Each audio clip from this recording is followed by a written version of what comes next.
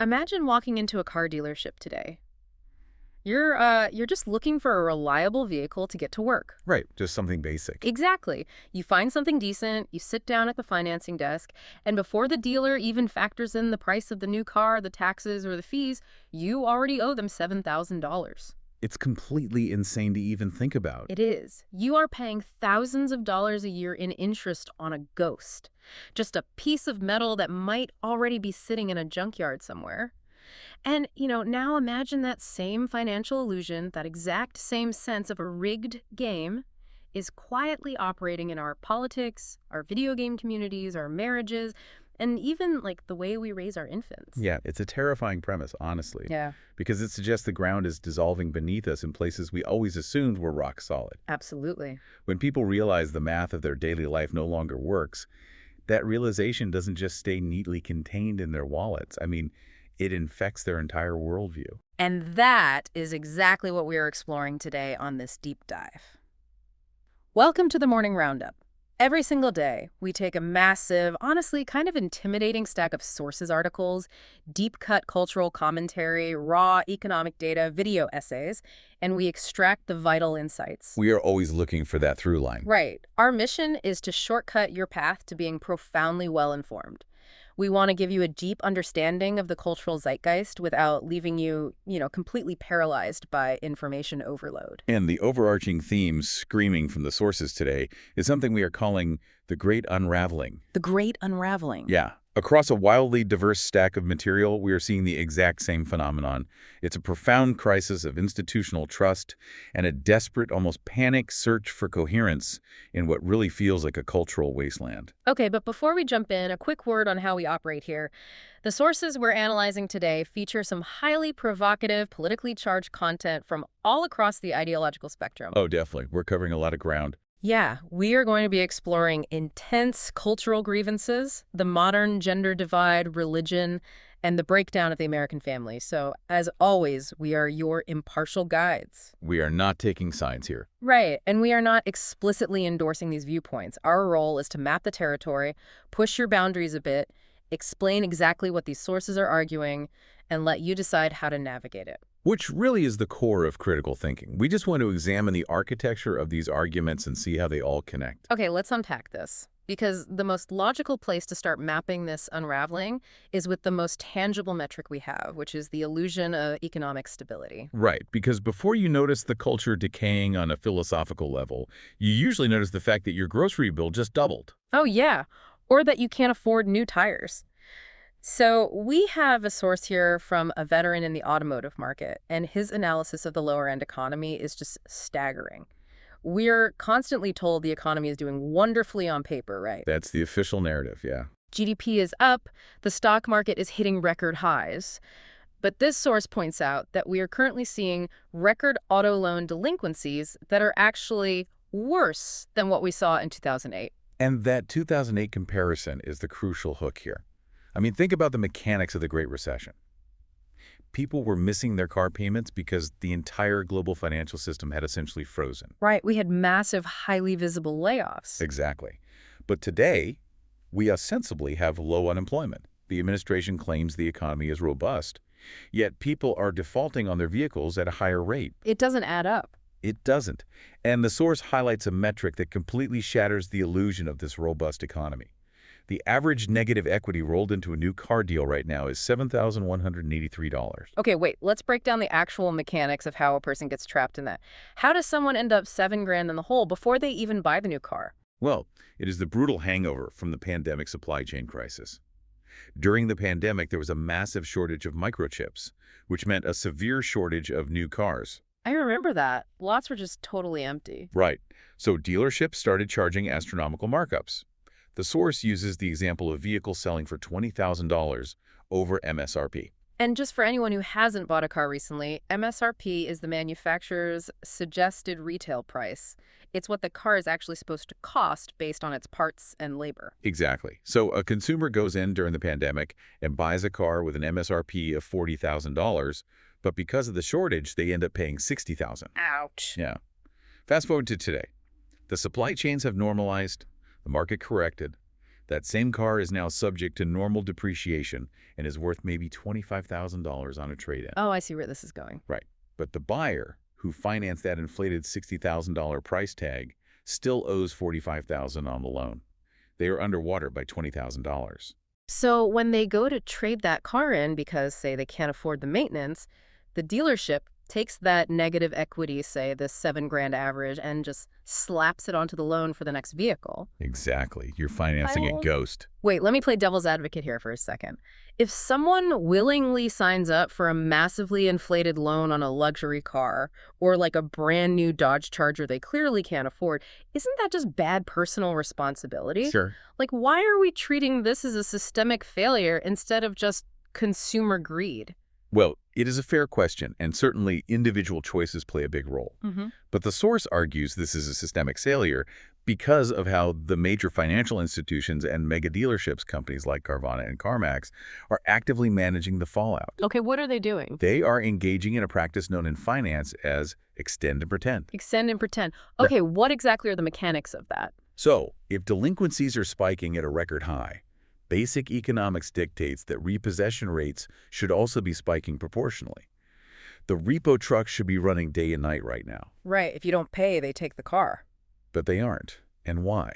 Because if these massive, publicly traded auto lenders start mass repossessing cars, they have to put those cars on their books as toxic assets. Oh, wow. Yeah, they have to report massive losses to their shareholders, and their stock prices will absolutely plummet. So they're hiding the bodies. Essentially, yes. Instead of acknowledging the default, taking the car, and taking the loss, they extend the terms of the loan to artificially lower the monthly payment. They are pushing buyers into 84-month auto loans. 84 months. That is 7 years. That is 7 years of payments for an asset that depreciates every single time you start the engine. Exactly.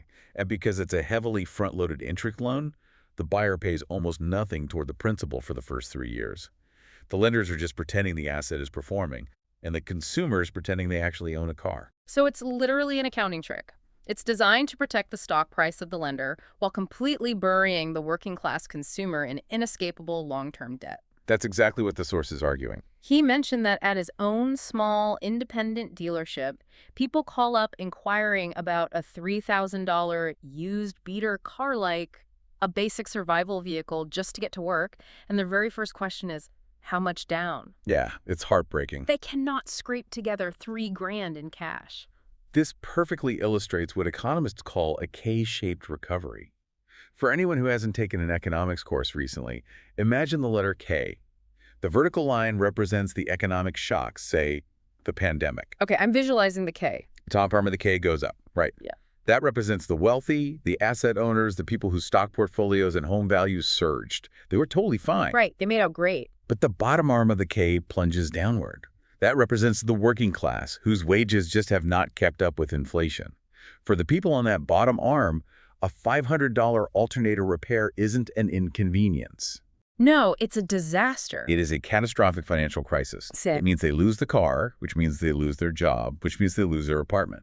And when you realize that the institutions meant to monitor this, the banks, the regulators, are actively incentivized to pretend it isn't happening just to protect their own metrics, your trust in the system just shatters. Completely shatters. Which flows directly into our next source from Tulsi Gabbard, because economic manipulation on that scale requires political complicity. Gabbard paints a picture of a political class in Washington that is entirely insulated from that bottom arm of the K-shaped recovery. If we connect this to the bigger picture, she provides very concrete examples of how this insulation is maintained through structural corruption. Right. The most glaring mechanism she highlights is insider trading among politicians. We are talking about members of Congress or their spouses actively trading stocks based on proprietary non-public information. Information they receive in closed-door committee hearings. Exactly. Right, so they sit in a briefing, they find out a specific tech sector is going to face heavy regulation, or that a defense contractor is getting a massive new government grant, and suddenly their portfolios mysteriously rebalance just before the news hits the public. It's remarkably convenient. They are personally profiting off the very economic levers that are crushing the average citizen we just talked about. And it goes way beyond just passive trading. She details the aggressive mechanics of corporate lobbying. Gabbard described a specific scenario involving the pharmaceutical industry. Oh, this story was wild. Yeah, a politician was preparing to run a campaign ad advocating for lower Medicare prescription drug prices, which is a policy that would directly, tangibly help the person struggling to afford that $3,000 used car. And the pharma lobby didn't just write a strongly worded letter to the editor. According to Gabbard, they stepped in and issued a direct quantified threat. Yes, they did. They told the politician, if you run that ad, we will pull the $5 to $10 million in independent ad support we have earmarked for your reelection. Just brazen. And guess what? The politician pulled the ad, the drug prices stay high, the lobbying firm keeps its influence, and the politician keeps their seat. What Gabbard highlights here is the psychological environment of Washington. You might assume politicians operate out of a grand ideological vision, but she argues they operate primarily out of a deep-seated terror of being ostracized. They are terrified of losing their social standing in D.C. Absolutely. She recounted a chilling story where a Democratic colleague's staff explicitly refused to work with her staff on a bipartisan common-sense issue. And the reason? They simply didn't want their boss to be, quote, infected with your boss's toxicity. It's literally the social dynamics of a middle school cafeteria. But the people involved control the nuclear launch codes and the tax rates. It's a terrifying realization. When political leaders believe the ends justify the means, when preserving their own power supersedes representing the public, they stop being public servants and become public managers. And this is the critical transition point in our sources today. When the foundational pillars of your daily life, the value of your labor, the integrity of your bank, and the honesty of your government are perceived as fundamentally corrupt, that distrust doesn't stay neatly quarantined. No, it doesn't just stay in the realm of economics and politics. Exactly. It spills over. It floods the entire culture. Because when people feel economically trapped and politically silenced, they look for leverage wherever they can find it. And if they can't control Washington or Wall Street, they will launch scorched earth rebellions against whatever institutions they actually do interact with. Even if that institution is just a video game studio. Which brings us to the fascinating drama unfolding right now in the gaming community. We have a source video from a major gaming influencer named Aztecross.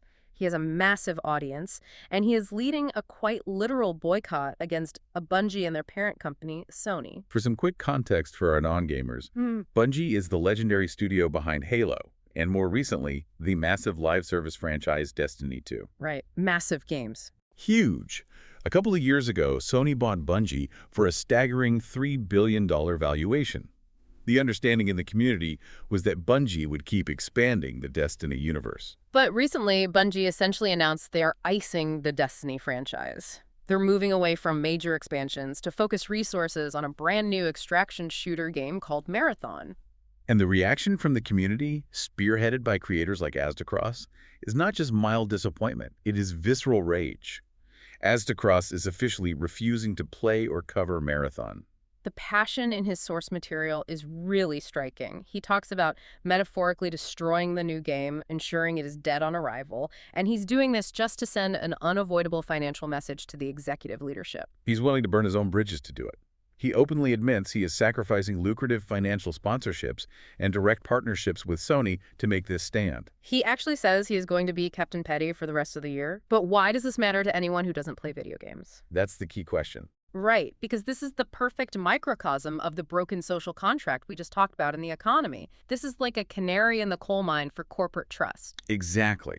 Modern live service games like Destiny 2 aren't just products you buy once and put on a shelf. They are ongoing, living ecosystems. Bungie's executive leadership sold the community on a multi-year roadmap. They explicitly promised years of content if the players invested their time and money. And players poured thousands of hours into this universe based entirely on that promise. To find out that roadmap was essentially a mirage to inflate the company's value for the Sony acquisition. I mean, while the actual developers doing the hard work are being laid off, some of them finding out they lost their jobs via a public blog post, it just shatters the illusion. Aztecross points out the fatal flaw in Sony's calculus here. Sony's $3 billion valuation of Bungie was entirely predicated on the assumption that the Destiny player base is a captive audience. Right, they just took them for granted. The executives assumed that if they shut down Destiny and release Marathon, the players will dutifully open their wallets and migrate over simply because of brand loyalty. But the players are looking at the executives and saying, If you betray our investment, if you treat us like walking ATM machines, we won't just quietly walk away. We will actively organize to ensure your next venture fails. They gathered over 226,000 signatures on a petition. It's the ultimate vote with your wallet moment. When an entire community feels their loyalty has been weaponized against them, they will try to burn the brand to the ground. But there is a secondary layer to this cultural frustration, and it connects to our next source from culture commentator Sidney Watson. While the gamers are executing a highly organized boycott, Watson argues that a vast portion of the population is reacting to this systemic decay not with organization, but with profound cognitive regression. Right. She makes the highly provocative claim that we are effectively living out the plot of the 2006 satirical film Idiocracy. Which is such a wild comparison, but she backs it up. For those who haven't seen it, Idiocracy is the ultimate dystopian comedy. It imagines a future where natural selection essentially runs backward. The educated abstain from having children, while the uneducated reproduce rapidly. Right. The result is a society 500 years in the future that is profoundly stupid, completely addicted to hyper-commercialized junk, and entirely driven by base impulses. The politicians are literal professional wrestlers, and the justice system is sponsored by fast food chains. Watson uses this cinematic premise as a very serious analytical framework for our current reality. And the data she brings to the table is deeply alarming. What kind of data? She cites statistics showing that 70% of fourth graders in the United States lack reading proficiency. She points to reports describing Gen Z as functionally illiterate in terrifying numbers. Functionally illiterate, meaning they can decode the words on a page, but they cannot comprehend or synthesize complex information. Wait, I have to stop here because, every single generation in human history has complained that the kids coming up behind them are lazy and dumb. The ancient Greeks complain about the youth. How is this any different? Isn't this just standard generational grumbling? According to Watson's argument, the difference today is the biological mechanism driving the decline. It isn't just a matter of changing cultural tastes. It is a matter of neurological rewiring. She points directly to the ubiquitous consumption of short-form content. The TikTok dopamine loop. Exactly. Right, let's look at the biology of that. How exactly does watching a 15-second dancing video make someone functionally illiterate? It comes down to how the brain builds neural pathways for sustained attention. Reading a book or analyzing a long-form argument requires the brain to delay gratification. You have to put in the work of focus before you get the intellectual reward. Right, you have to build up to the payoff. Short-form video platforms bypass that entirely. They deliver a massive spike of dopamine, which is the brain's reward chemical, every 15 seconds. If a video isn't instantly stimulating, you swipe up and get a new hit. You are effectively training the brain's reward center like a slot machine. Precisely. And when a developing brain is bathed in that constant, effortless dopamine, the neural pathways required for deep focus, impulse control, and emotional regulation physically atrophy. Wow. Watson argues we are literally creating a society of chronological adults who possess the neurological impulse control of toddlers. She gives these wild, real-world examples to back this up. People throwing actual punches at a kindergarten graduation ceremony because someone blocked their phone camera. That's pure impulse. We are so mentally fried, so incapable of regulating our frustration, that everything instantly escalates to high-stakes entertainment. When you look at our political discourse, where nuance is dead and we demand our leaders speak exclusively in inflammatory, memeable sound bites, the Idiocracy comparison feels less like satire and more like a documentary. And this cognitive decay inevitably manifests in the physical environment around us. Which brings us to the dystopian tipping point outlined by Paul Joseph Watson. He layers in highly provocative observations about urban decay and what he sees as the collapse of basic civic order. He paints a very bleak aesthetic picture. He points to streets overflowing with trash, the disappearance of traditional community-focused high streets. Yeah, which have been entirely replaced by generic vape shops, cheap candy stores, and money laundering fronts. He describes it as a ruthless, predatory phase of dystopia. But his most compelling point isn't about the physical trash. It's about the intellectual environment. He makes a direct Orwellian comparison. He argues we have reached a point of systemic gaslighting where common sense is treated as a heresy. He says we are living in a world where everyone knows the truth everyone can see the societal decay with their own eyes, but the pretense of normalcy has been dropped by the elite. Saying something as mathematically basic as 2 + 2 = 4, or pointing out an obvious biological reality will get you professionally ostracized or, depending on the jurisdiction, criminally investigated. Look at the connective tissue between these three cultural sources. Whether you are analyzing the gamer raging against corporate deception, Hmm. the commentator mourning the loss of basic literacy, or the political analyst decrying the forced denial of reality, you are looking at the exact same psychological wound. It's the profound trauma of powerlessness. When the institution's meant to protect your investments, whether that's an investment of time in a digital universe or an investment of taxes in a physical city, turn around and tell you that your reality doesn't matter, the social contract is completely voided. It's torn up. And when the macro culture feels entirely unsafe and rigged, people inevitably retreat to their microculture. They retreat to their homes, their marriages, and their families. But as our sources show, the unraveling hasn't spared the home. In fact, the financial and cultural chaos we've discussed has fundamentally warped the building blocks of human connection. We turn now to a fascinating, highly nuanced source from commentator Kate Willett. She's analyzing the modern divorce system and how it is profoundly failing men. She anchors her entire argument on a very specific, statistically verified data point. 69% of divorces are initiated by women. Now, the mainstream cultural default is to look at that number and assume the obvious, right? Women file for divorce more because men are objectively worse partners. The narrative is that husbands are lazy, emotionally stunted, or simply bad at marriage. But Willett challenges that default assumption using empirical data. She cites a famous longitudinal study from Stanford University conducted by sociologist Michael Rosenfeld. What did the study find? Rosenfeld tracked non-marital couples, boyfriends and girlfriends living together, and found that in those relationships, breakups are initiated 50-50. Men and women end relationships at the exact same rate. Oh, wow. Yeah. The massive 69% disparity only suddenly appears when the legal and financial contract of state-sanctioned marriage is involved. So, unless men magically transform into monsters the second they put a ring on a finger, something else is driving this. Willett argues that this disparity is the result of a 40-year cultural project that has meticulously defined exactly what a man owes a woman in a relationship. He must be a financial provider, he must be emotionally available, he must constantly initiate repair after conflict. But, she notes, there's been a profound, deafening cultural silence about what is owed to the man in return. The modern discourse almost entirely ignores the fact that men have complex, fragile, interior lives that require empathy and support. And this empathy void intersects with a psychological phenomenon she calls concept creep. This is one of the most vital concepts in our entire stack of sources today. What exactly is concept creep? Concept creep occurs when highly specific clinical vocabulary developed by psychiatrists to describe severe abuse bleeds into everyday conversation and loses its original meaning. We are talking about words like narcissist, gaslighting, toxic, emotional labor, and self-abandonment. Now, to be incredibly clear, and Willett stresses this too genuine, horrific domestic abuse absolutely exists. Real clinical narcissism exists. But the problem she identifies is how these terms are weaponized against ordinary, mundane marital friction. Let's look at a realistic example. Imagine a husband and wife are arguing about how to spend the weekend. He wants to relax at home. She wants to go out with friends. Pretty standard stuff. In a healthy dynamic, this is a standard negotiation between two flawed humans with competing desires.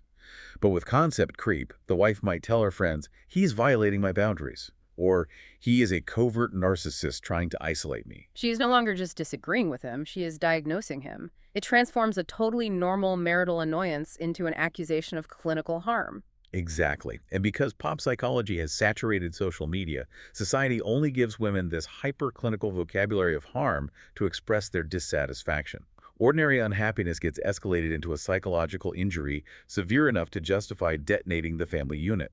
And the statistical fallout on the other side of that detonation is devastating, particularly for the men who were diagnosed and discarded. Willett points to the grim data. After a divorce, men are 3 times more likely to commit suicide than women. 3 times. They are 6 times more likely to develop a severe alcohol or substance use disorder. They routinely lose their primary residence, their financial stability, and most tragically, their daily contact with their own children. Yet the cultural discourse overwhelmingly treats this male collapse as a personal moral failure. It's framed as, the tax men pay for the patriarchy, rather than a highly predictable systemic consequence of a family court system and a cultural narrative that refuses to acknowledge their basic humanity. And while men are statistically drowning in the aftermath of fractured families, we look at how the unraveling affects women at the other end of the spectrum. We have a source from a creator known as the Better Bachelor, who zeroes in on a modern economic trend he calls the only fool's retirement plan. This is a harsh, unapologetic critique. He is analyzing the recent phenomenon of aging Hollywood actresses and models. He specifically names Denise Richards, Tricia Helfer, and Shannon Elizabeth, who are joining digital subscription platforms to sell explicit adult content. He notes a staggering figure. Shannon Elizabeth reportedly made over $1 million in her very first week on the platform. And the media narrative surrounding this trend almost universally frames it as a stunning victory for feminism. Articles praise these women for reclaiming their bodily autonomy, owning their sexuality, and connecting with their fans on their own terms, completely outside the oppressive studio system. But the source pushes back against that narrative of empowerment with extreme prejudice. He views it as the ultimate manifestation of a society that has abandoned accountability. Right. These are women who lived at the absolute pinnacle of societal privilege, wealth, and glamour. But when they reach their late 40s and 50s and the mainstream acting roles inevitably dry up, they realize they failed to invest or plan for a sustainable future. So instead of adjusting their standard of living, they turn to digital sex work. The source argues they are exploiting the profound loneliness of a generation of isolated men, monetizing parasocial relationships just to fund their luxury lifestyles. Is this actually about women's accountability, as the source claims? Or is it proof that in an idiocracy-style world, instant gratification and parasocial relationships have completely replaced genuine human connection? He warns that treating this as a celebrated empowerment arc sends a wildly dangerous message to young, impressionable women. It tells them that when financial planning fails, commodifying your body for strangers is a perfectly legitimate, glamorous safety net. This circles right back to the idiocracy theme. If a society looks at its formerly celebrated artists and essentially says, yes, we're perfectly fine with you surviving by selling yourself for $5 digital subscriptions, we have lost the plot on human dignity. We really have. We have replaced genuine, difficult human connection with instant transactional gratification. And the tragedy is that this loss of dignity, this transactional approach to human life, inevitably rolls downhill to the people who have absolutely no voice in the matter: infants. This brings us to a highly explosive, deeply unsettling source from psychoanalyst Erica Commissar. She tackles the institution of modern-day care, and she unequivocally calls it a crisis of early childhood development. She doesn't just critique daycare, she calls it the modern-day orphanage. Wow. Yeah. And she claims that institutionalizing children between the ages of 0 and 3 is fundamentally destructive to their neurological architecture. To understand why, we have to look at the biology she presents. Commissar uses a fascinating evolutionary analogy. Human babies are born incredibly premature compared to other mammals. They are neurologically fragile. From an evolutionary perspective, they are wired exactly like prey animals, like baby zebras or horses. Right, a baby zebra in the wild knows instinctively that if it is separated from the herd, it will be eaten. So it has a hyper-vigilant, hair-trigger fear response. Yeah. Human babies have that exact same internal alarm system. And the only biological mechanism designed to turn off that blaring internal alarm is continuous skin-to-skin contact with their primary attachment figure, which is overwhelmingly the mother. That constant moment-to-moment physical soothing is quite literally what teaches the infant's developing brain how to regulate its own nervous system and manage stress. So what happens when you take that biologically fragile prey animal at 6 weeks or 6 months old and drop them into a loud institutional daycare environment with a rotating staff of strangers managing 6 other crying babies? The science Commissar presents is undeniable. Researchers test the salivary cortisol levels, which is the primary stress hormone in infants at daycare facilities, and those cortisol levels are consistently through the roof. Our culture projects this comforting illusion that kids are resilient and they adapt, but biologically their brains are marinating in toxic stress. Let's explain how that stress actually damages the brain, because it isn't just a temporary bad mood. High levels of cortisol physically prune the neural pathways in the hippocampus, which is the part of the brain responsible for memory, learning, and emotional regulation. At the exact same time, it enlarges the amygdala, which is the brain's fear and threat detection center. Precisely. The baby's brain is forced to develop in a pathologically adaptive way. Because the infant cannot fight or flee, it builds a fragile, rigid shell of psychological defenses just to survive the daily trauma of separation. It learns to dissociate. And Commissar points to longitudinal studies showing the permanent cost. 72% of infants who develop insecure attachment styles at 12 months old remain insecurely attached 20 years later as young adults. Just let the weight of that sink into the overarching theme of our deep dive. We are taking the most vulnerable members of our society, and from the moment they are born, we are biologically hardwiring their brains to believe that their environment is hostile. That their cries will not be answered. Yes. And that the people who are supposed to protect them will abandon them to institutions. If you neurologically program an entire generation for hyper-vigilant distrust, before they can even speak a single word, you cannot be surprised when they grow up into teenagers and adults who fundamentally distrust their society, their economy, and their government. You have built a generation entirely devoid of organic hope. Which provides the most profound, tragic explanation for what we are seeing in Section 4 of our sources, the generational civil war. Because that deeply ingrained distrust, amplified by a rigged economy and a fragmented culture, eventually erupts into our politics. But it isn't manifesting as a traditional left versus right battle. We have a source from a focus group conducted by the Walkaway campaign, and it exposes an incredibly intense fracture within the American right. This is a dinner table debate between conservative boomers and conservative millennials. And the resentment from the younger generation is palpable. It's almost physical. The millennials, represented in the video by commentators like Alex Stein and Harrison Smith, lay out a very specific structural indictment of the boomer generation. They argue that the boomers essentially hoarded the greatest economic boom in human history and then pulled the ladder up behind them. The millennials look at the housing market and say, you were able to buy a 4-bedroom home and support a family of 5 on a single high school educated income. We have master's degrees, we work 2 jobs, and we can't afford a 1-bedroom apartment. And they point to specific policy failures that cause this. They highlight the boomers' complicity in corporate globalization. They specifically cite the H-1B visa program. For context, the H-1B is a visa that allows U.S. employers to temporarily employ foreign workers in specialty occupations. Right. Tech companies claim there's a shortage of American talent, so they need to import engineers from overseas. But the millennials argue, with significant economic backing, that there was never a talent shortage. There was a cheap labor shortage. Corporations used the H-1B program to systematically replace American white-collar workers with foreign labor willing to work for a fraction of the salary. Effectively suppressing wages for an entire generation of young Americans. And the millennials are furious that the boomer-led conservative establishment allowed this to happen in the name of free market capitalism. But the divide isn't just economic, it's deeply epistemological. They view the world in fundamentally different ways. The millennials accuse the boomers of being terrifyingly naive about how power actually operates. They bring up the official 9/11 narrative, which the millennials heavily question, viewing the boomers as gullible for accepting the government's story without intense scrutiny. Furthermore, they are furious that the older generation is still trapped in a post-World War II Cold War foreign policy loop.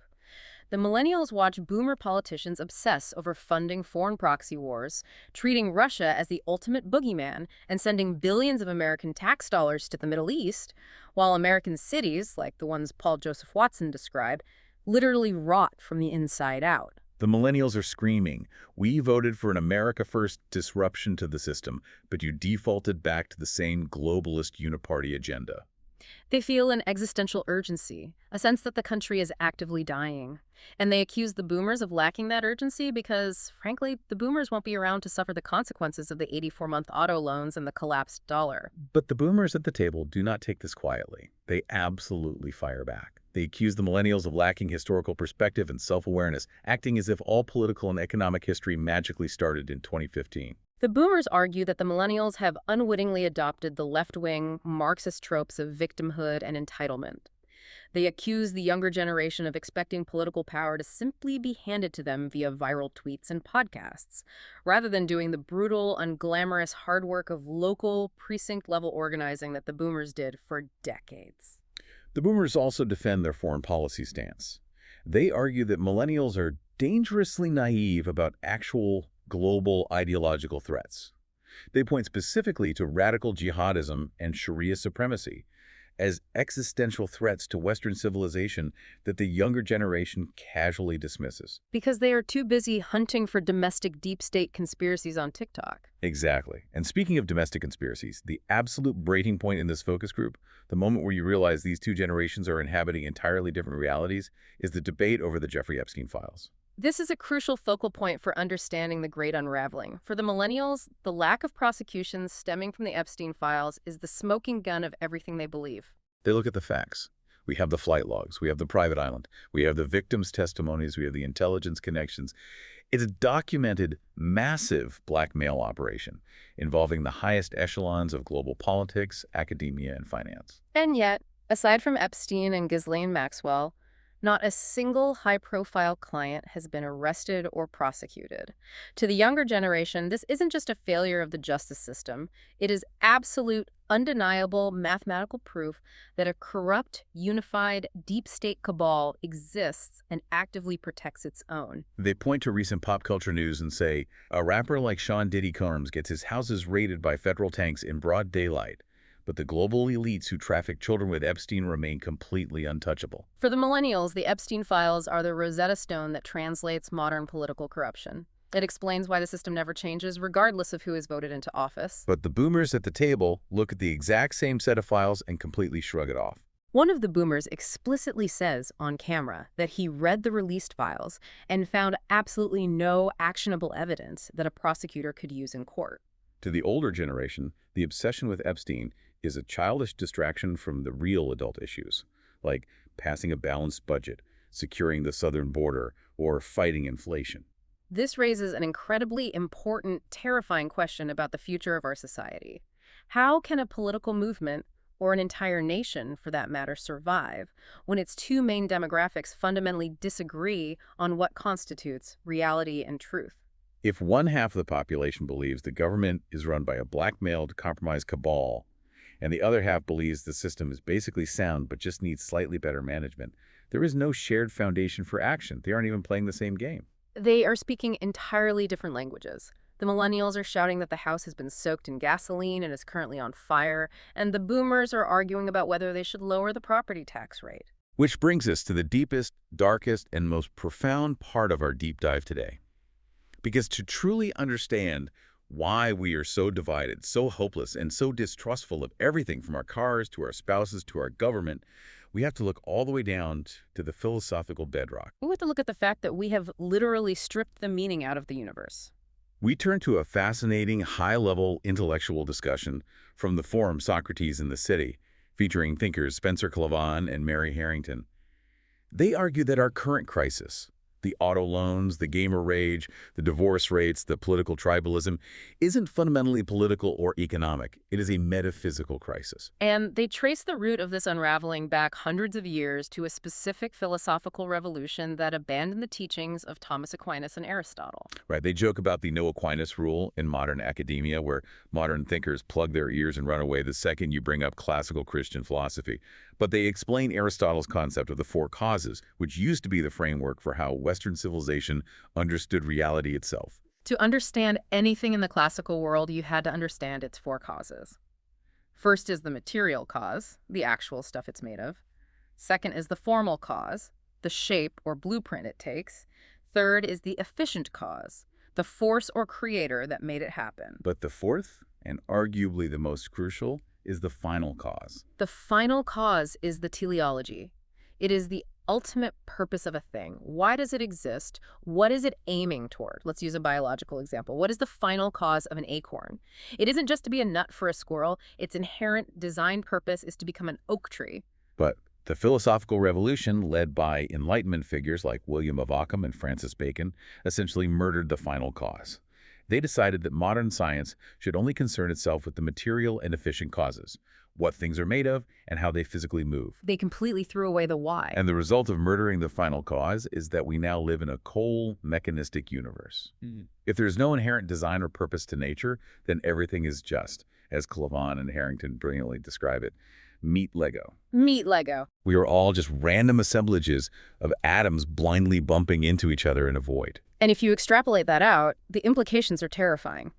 If a chicken isn't fundamentally biologically designed to be a chicken, if a human body has no inherent design, meaning, or purpose, then life, art, morality, and bodies are completely subjective. You can dismantle them, rebuild them, and redefine them however you want because none of it actually means anything anyway. Which perfectly explains the cultural chaos we outlined earlier. If there is no objective truth grounded in a higher purpose, then all that is left in the universe is raw, unadulterated power. Whoever has the most power, whoever controls the institutions and the microphones, gets to dictate reality. We see this metaphysical argument mirrored perfectly in our source from theologian Doug Wilson. He's looking at the political landscape and arguing that the foundation of American liberty was inherently a creationist event. He points out the very first sentence of the nation's founding. The Declaration of Independence explicitly states that we are endowed by our Creator with certain unalienable rights. Wilson's argument is stark. If there is no Creator, if we just accidentally clambered out of the primeval goop through blind chance, then we are nothing but meat and protoplasm. A pig is a dog, as a boy is a man. Right. Wilson argues that without a divine, objective anchor outside of human opinion, human rights and human dignity are nothing more than chemical reactions in the skull. He calls it brain gas. Brain gas, that's quite a term. He says a society built on secular materialism is a wet paper bag with the bottom gone out. You cannot build a just, cohesive society on brain gas, because the moment a tyrant comes along with a stronger army or a louder megaphone, your rights evaporate. And this metaphysical crisis ties directly back to Tulsi Gabbard's boldest, most provocative claim about the political elites in Washington. She states that the radical social agendas being pushed from the top down, such as the intense pressure to force the public to accept that biological males should compete in women's sports, are not actually driven by compassion, empathy, or inclusion. At their core, Gabbard argues, these elites are pushing these agendas because they want to be God. That is the ultimate authoritarian power trip. Think about the mechanics of it. By forcing the public to publicly deny objective biological reality, forcing you to say 2 + 2 = 5, or that a man is a woman, they are actively breaking your allegiance to any higher power, natural order, or objective truth. If the state possesses the power to make you verbally deny what your own two eyes clearly see, they have achieved total submission. They eliminate God, they eliminate nature, so they can sit on the throne themselves. To tie this vast, complex, deep dive together, we look at a profound literary metaphor provided by poet and scholar Malcolm Guite. He tells an obscure but vital story from the Arthurian myths, the tale of Balin the Rash Knight. Balin is a deeply flawed, angry man. He's driven by his own earthly vendettas and grudges. In his travels, he stumbles into the Grail Castle, a place meant to represent ultimate holiness, truth, and divine hospitality. But Balin ignores all the angelic warnings. He doesn't care about the sacredness of the space. He only cares about winning his petty fight. In his blind rage, he is disarmed, so he grabs the nearest weapon he can find in the castle to strike his enemy, the Fisher King. And the weapon he grabs happens to be the sacred spear, the very spear that pierced the side of Christ on the cross. It is a holy relic meant for reverence and awe, but Balin weaponizes it to violently strike the king. This act is known in the mythos as the dolorous stroke, the sorrowful blow. Because the king and the land are spiritually and physically linked, the exact moment the king is wounded with this sacred, weaponized relic, the entire kingdom is instantly transformed into a barren, dead wasteland. The crops immediately fail, the rivers dry up into dust, and the people begin to starve. What's truly fascinating here is how perfectly, how terrifyingly, the dolorous stroke maps onto every single source we've analyzed today. We have taken the most sacred foundational things in our society, the truth and integrity of our economy, the intimate sanctity of marriage, the biological innocence of childhood, the objective reality of nature, and we have weaponized them for our own selfish, short-sighted vendettas. We see it everywhere, whether it's a massive banking conglomerate trapping a working-class father in an 84-month car loan just to pad their quarterly stock price, a spouse weaponizing clinical therapy language to destroy their marriage and win a divorce settlement, or a politician demanding you deny basic biology to maintain their cultural power. I mean, we have dealt a dolorous stroke to our own civilization. We are living in the wasteland. The systemic rot we discussed at the very beginning of this deep dive isn't just a string of bad luck or a few accidents of bad policy. It is the natural, inevitable consequence of society that has wounded its own soul by denying objective truth and deeper meaning. But the beauty of the myth is that it doesn't end in complete nihilistic despair. There is a glimmer of profound hope. Merlin prophesies that one day, the true Grail Knight, Galahad, will arrive. He will navigate the horrors of the wasteland, achieve the vision of the Grail, and he will use that very same sacred spear to heal the Fisher King's wound. And when the king is finally healed, the waters will flow again and the land will be restored. It is a vital reminder that while the structural damage to our institutions and our culture is profound, redemption and restoration are still possible. But that restoration requires a pure, selfless pursuit of the truth rather than the narcissistic pursuit of power. So what does this all mean for you when you wake up tomorrow morning? Welcome to the part of the morning roundup where we translate this high-level philosophy into practical, actionable steps to help you navigate the wasteland we've just described. Step 1 is financial defense. You have to stop playing the game of extend and pretend in your own personal life. Do not fall into the trap of negative equity. Refuse to sign an 84-month auto loan. Buy what you can actually afford in cash, even if it is a rusted $3,000 beater that hurts your pride. The macroeconomic system is actively designed to trap you in debt servitude to protect corporate stock prices. The only way to win is to refuse to play the game. Step 2 is a strict mental diet. You must unplug from the short-form dopamine drip that is actively rewiring our society into an idiocracy. If you are consuming content in 15-second TikTok bursts, you are willingly allowing an algorithm to prune your neural pathways until you have the impulse control of a toddler. Read a physical book. Force yourself to sit in silence and engage with long-form, complex arguments. Protect your attention span like your life depends on it, because in a world built on manipulation, your cognitive freedom literally does. Step 3 is protect the home. The macro culture in Washington and Hollywood might be burning, but you have absolute control over your immediate physical environment. Be hyper-aware of concept creep in your own relationships. Disagreements are normal, they are not abuse. Stop using clinical therapy speak to diagnose your partner's flaws. And most importantly, prioritize deep, secure biological attachments with your children over institutional outsourcing. If Commissar's data is accurate, your kids need your physical, calming presence infinitely more than they need the material benefits of a dual-income lifestyle. Do not let a system built on toxic stress raise your children. We have presented a lot of intense, paradigm-shifting, button-pushing material today. We aren't here to hold your hand or soften the blow with endless caveats. The data is out there. The historical and philosophical connections are clear. It is entirely up to you to decide if you are going to be a passive, complaining victim of the wasteland or the knight who actively works to heal it. We want to hear from you. Head down to the comments right now. Where are you encountering these specific themes of systemic distrust and cultural unraveling in your own daily life? Are you seeing concept creep destroy relationships around you? Are you feeling at the crushing weight of the K-shaped recovery when you try to buy groceries or a car?